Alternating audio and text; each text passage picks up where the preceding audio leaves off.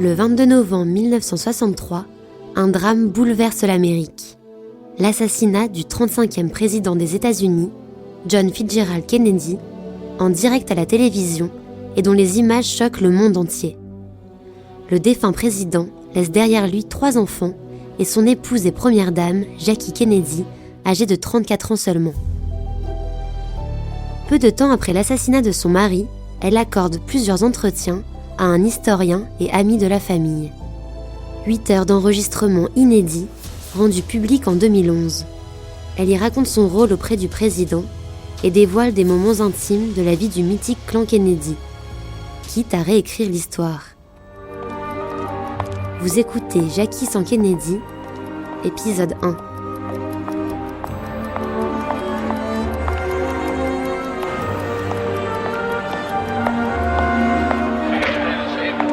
Surtout, ne les publiez jamais.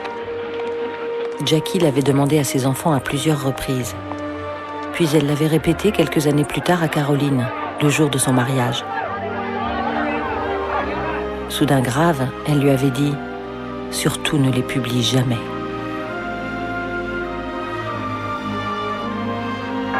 Ce qu'il ne fallait pas divulguer, c'étaient les conversations qu'elle avait enregistrées au lendemain de l'assassinat de son mari.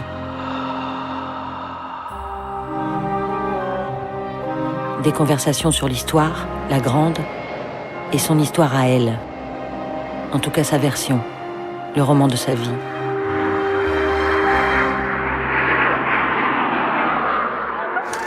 Mais ce qui parlait le plus dans ces entretiens, c'était les silences de la Dame en rose.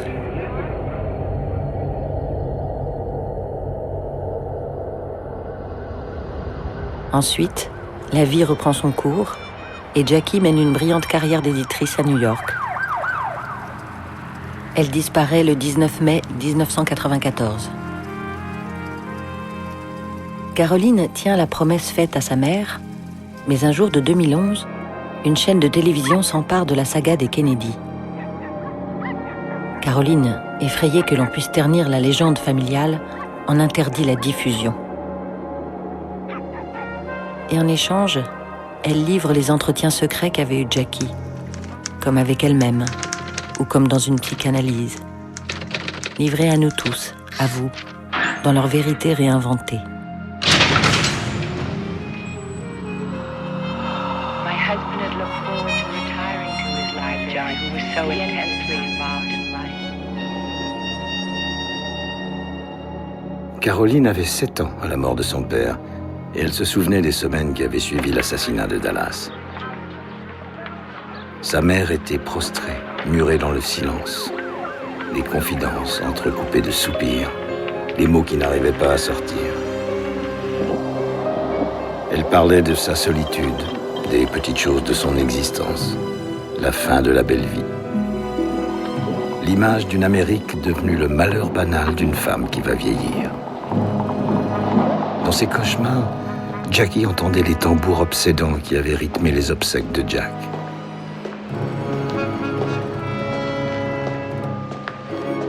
Jack. Elle l'appelle toujours Jack dans ses entretiens. Pas John, mais Jack. Comme ça, leurs prénoms sont comme des jumeaux. Jack et Jackie, unis pour la vie.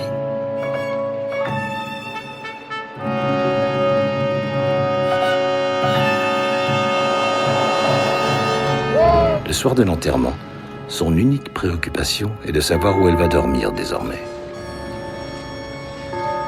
Même quand tout s'effondre, la vie continue. Et il faut des marques, des lieux, une sécurité.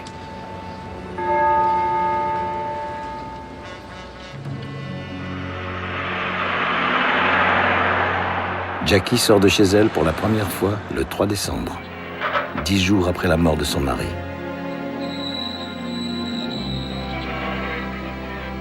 Clint Hill, son garde du corps, reçoit la médaille du courage. Clint a passé 3 ans à ses côtés, la protégeant, la conseillant. Et le seul jour où il a failli, c'est à Dallas.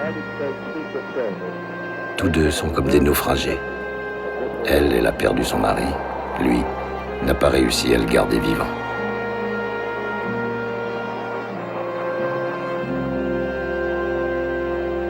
De Clint Hill, l'homme que l'on voit sauter sur le capot de la voiture des Kennedy, Jackie dit qu'il aurait donné sa vie pour nous.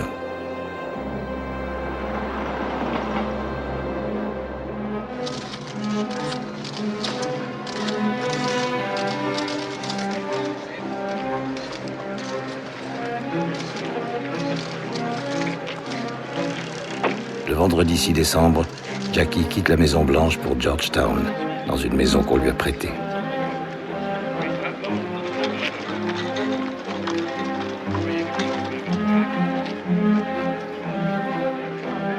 Pour tourner la page, elle veut raconter une fois pour toutes l'assassinat de Dallas. Elle a un immense besoin de parler.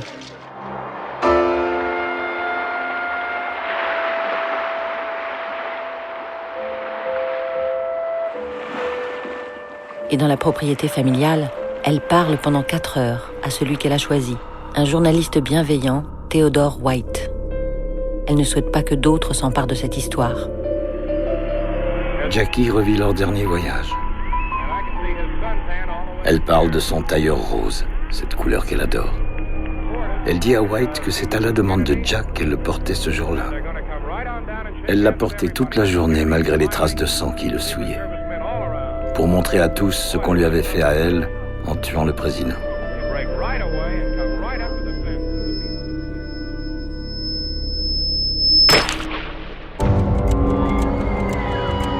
Pour dire que monter sur le capot de la voiture, ce n'était pas une désertion ni un déshonneur, mais le choix de la vie, car elle ne pouvait plus rien pour celle de son mari.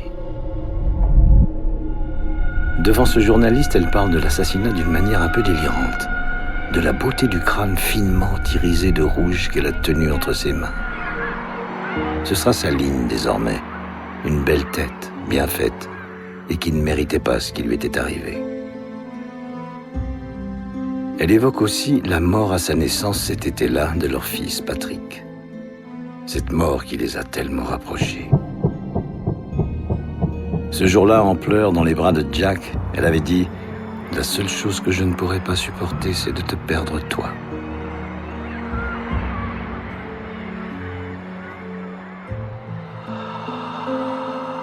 L'article, soigneusement relu par Jackie, sort dans le magazine Life le 6 décembre 1963. Il marque le début de la légende de Camelot, cette comédie musicale que Jack aimait écouter. La légende d'un héros abattu sur le champ de bataille, le glaive à la main.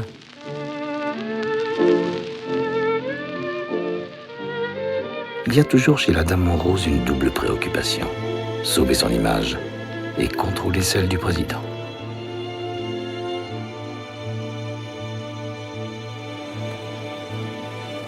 Perdue, cassée, c'est en grande dame en noir qui souffre qu'elle envisage ce que va être son prochain rôle.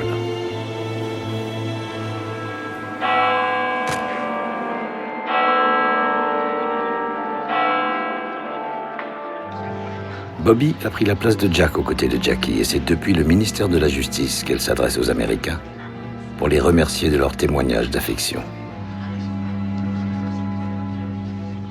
Entourée, voire surveillée par ses 2 beaux-frères. Les Kennedy entreprennent de construire le mythe.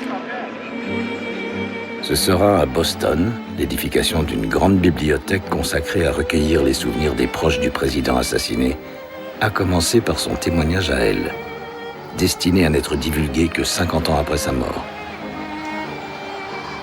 C'est ce qu'elle avait rappelé à sa fille, des mémoires qui ne devaient jamais voir le jour.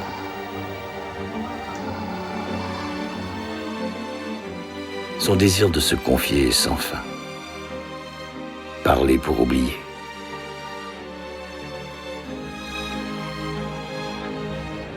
Arthur Schlesinger a pris l'initiative de ces conversations avec Jackie. À 7 reprises, elle recevra le célèbre historien dans la maison qu'elle vient d'acheter dans ce quartier chic de Washington, où elle vient d'emménager. Une maison bien à elle. Les enregistrements de ces entretiens débutent le lundi 2 mars 1964. L'édification d'un mausolée culturel et historique à son époux assassiné, mais aussi les mémoires de quelqu'un qui aurait un peu perdu la mémoire. Jackie se raconte comme si elle commençait sa biographie, chronologiquement. Et en préambule, elle dément la légende établie par les Kennedy que c'est Joe, le frère aîné, qui avait été désigné par le père pour devenir un jour président des États-Unis. Un frère mort en héros lors de la Deuxième Guerre mondiale, mais qui, selon elle, n'avait pas la carrure de Jack, ni son talent, ni son intelligence.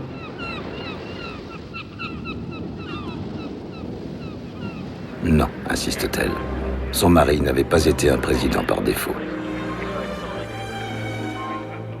Jackie se justifie, se vante et explique que ça a été son propre choix de devenir l'épouse parfaite du nouveau jeune sénateur du Massachusetts. Pour lui, elle a sacrifié sa propre ambition de jeune reporter photographe en vogue à Washington. Pendant les 2 ans et 9 mois de la présidence de JFK, elle s'est contentée de sourire en silence, mais aujourd'hui elle tient à nous rappeler son rôle dans la carrière de Jack.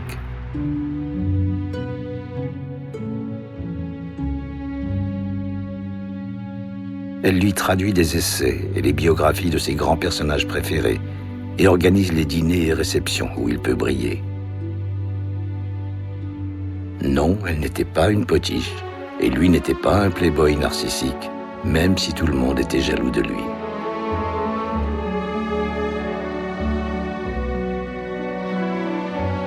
Jackie revendique ce rôle d'interlocutrice du futur président. Elle raconte que tous les deux, ils parlaient sans arrêt de politique. Mais elle assure qu'elle n'était pas une carriériste et que lui n'était pas un fils de famille dilettante. L'ambition de Jack éclate en 1956 pour la désignation du candidat à la vice-présidence des États-Unis. Une tentative que son père a jugée perdue d'avance. Et Kennedy, qui ne l'a pas écouté, a connu son premier échec.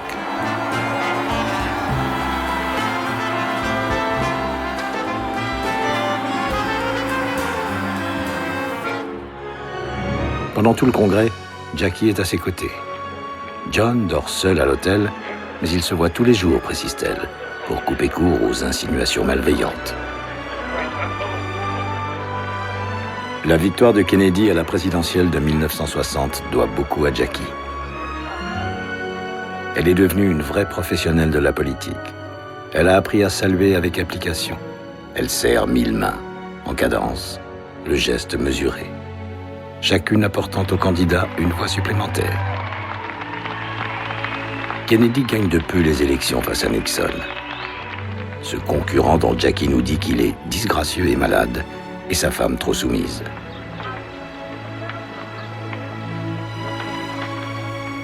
Mais ce qu'elle ne dit pas, c'est que Kennedy a sans doute gagné grâce aux mafieux de Chicago qui ont donné un coup de main dans les isoloirs. Mais le savait-elle ? La première séance de ces entretiens est décousue. C'est une sorte de galop d'essai. Jackie et Arthur Schlesinger se donnent rendez-vous pour le lendemain. L'ameublement de sa nouvelle maison, les factures à payer, l'école de Caroline l'occupent plus que toute autre chose. Mais le soir, seule, elle boit et fume et ne répond plus au téléphone. Caroline raconte à son institutrice la tristesse qui règne à la maison.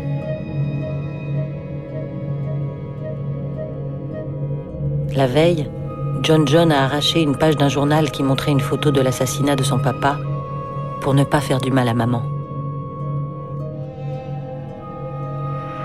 Mardi 3 mars 1964.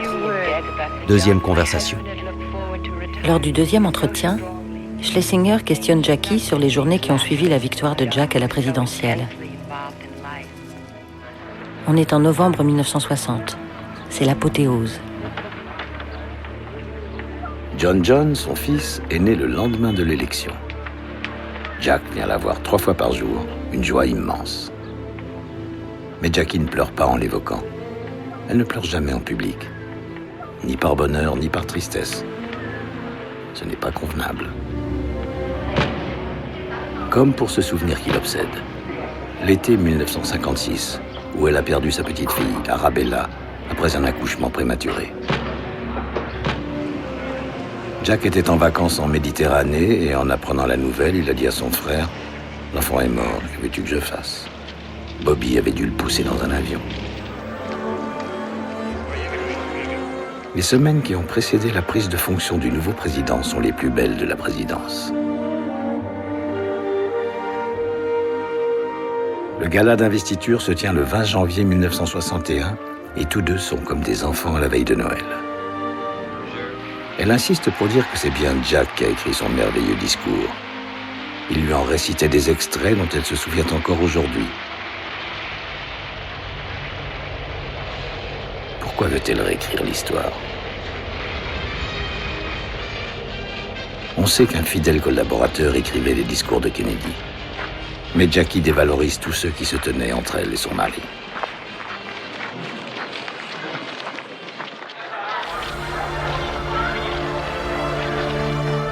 Lors de l'investiture, Jackie raconte qu'elle n'a même pas pu embrasser son mari. Seulement lui voler une caresse en fin de soirée en posant sa main sur son menton. Un rare moment d'intimité.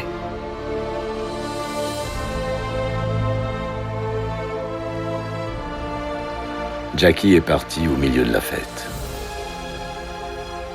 Frank Sinatra et Peter Lawford, les fidèles amis du président, étaient là. Aucun des deux n'est un exemple de moralité. La soirée s'annonçait chaude.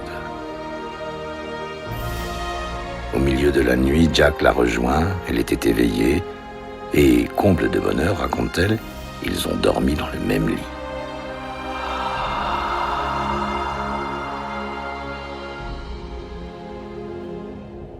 Les années de la présidence sont les meilleurs souvenirs de Jackie. En est-elle si sûre ou veut-elle seulement s'en convaincre ?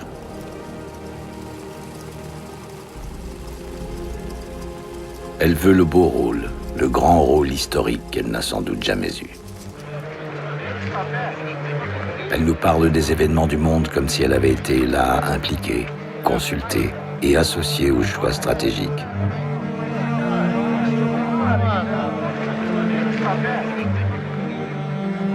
Est-ce une réécriture de ce qui s'est passé ? Car le passé, lorsqu'on ne peut pas le changer, on peut toujours le réécrire. Jackie décerne les bons et les mauvais points au ministre de son mari. Elle s'attribue des décisions en matière de diplomatie, des droits de l'homme et de culture. Pas seulement témoin du pouvoir, Jackie, mais véritable collaboratrice du président.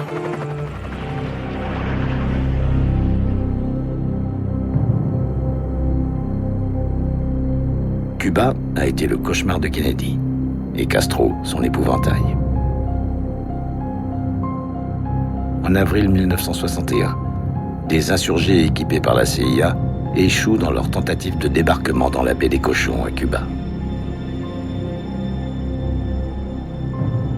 Au soir de cette opération ratée, l'incertitude et le désarroi s'emparent du jeune président. L'heure est critique et la dame en rose commente « Jack, sous tension, a du mal à rester impassible ».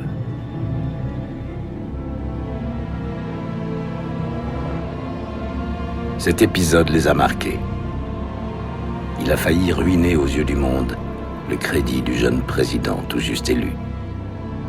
Jackie accuse le FBI, la CIA. Elle condamne Nixon et Eisenhower, coupables d'avoir laissé Castro prendre le pouvoir à Cuba. Jack avait été mis devant le fait accompli. Cuba est une blessure. Elle a vu son mari pleurer pour la première fois.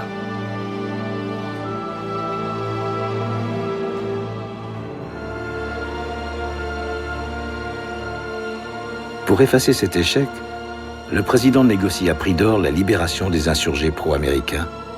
Et désormais, c'est son frère Bobby qui reprend en main les opérations spéciales.